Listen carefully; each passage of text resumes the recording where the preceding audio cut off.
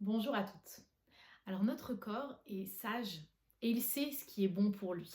De la même manière qu'il nous envoie des messages pour nous prévenir par exemple qu'il est fatigué et qu'il est temps de se reposer, il nous envoie aussi des messages qui vont nous alerter sur le fait que là il a faim ou bien au contraire qu'il est temps de s'arrêter de manger parce qu'il a reçu assez de nourriture.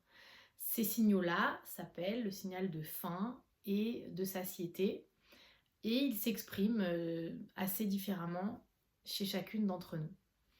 Ce qui est intéressant, c'est que quand on écoute ces signaux, donc qu'on commence à manger quand notre corps a faim et qu'on arrête de manger quand notre corps n'a plus faim, a priori, notre corps va recevoir exactement ce dont il a besoin pour fonctionner et du coup, il va pas avoir besoin de stocker l'excédent de nourriture et même au contraire, il va pouvoir se permettre de déstocker et perdre les kilos qu'il a en trop.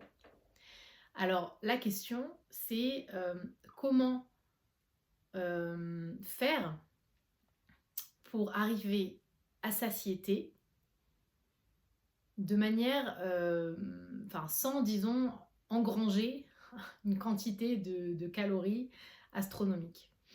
Alors ce qui est intéressant, c'est que ce qui va induire la sensation de satiété, ce sont deux paramètres.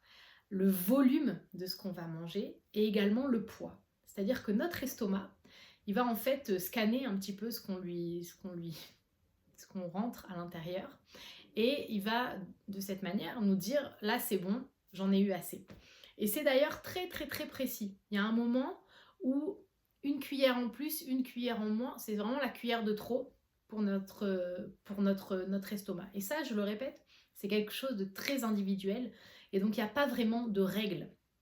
C'est-à-dire qu'on ne peut pas dire avec précision que chacune doit manger telle ou telle quantité. Là, il s'agit vraiment de s'écouter, de faire attention à ses propres signaux pour arriver à reconnaître ce qui se passe en nous et dans notre corps. Donc, ce qui fait, donc, comme je disais, que la satiété arrive, ça va être le poids et le volume de ce qu'on a mangé. Et qu'est-ce qui peut augmenter considérablement en poids, le poids en fait de notre bol alimentaire, donc de ce qu'on a ingéré, sans pour autant enrichir les aliments, bah c'est l'eau. L'eau, il ne s'agit pas ici de boire, bien sûr que boire entre les repas, etc., c'est recommandé. Mais là, je parle d'autre chose. Je parle de choisir des aliments qui ont une teneur en eau supérieure. Et ça va nous faire arriver à satiété plus rapidement. Je donne un exemple. Si je mange un fruit à son état naturel, un abricot, une pomme, ou si je le mange en mode fruit sec, le fruit sec va me rassasier moins vite que le fruit frais.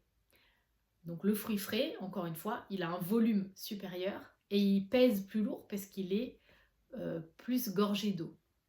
Si je dois choisir entre des crackers par exemple ou des pâtes, il vaut mieux opter encore une fois pour les pâtes parce que les pâtes, elles sont remplies d'eau pendant la cuisson. Donc vous l'aurez bien compris, l'idée là c'est d'opter donc pour des aliments riches en eau comme des fruits et des légumes et voilà tout un tas d'autres aliments qui nécessitent beaucoup d'eau par exemple pendant la cuisson. Et donc ça vous aidera à arriver à satiété, à ressentir la satiété plus vite en étant moins chargé en calories.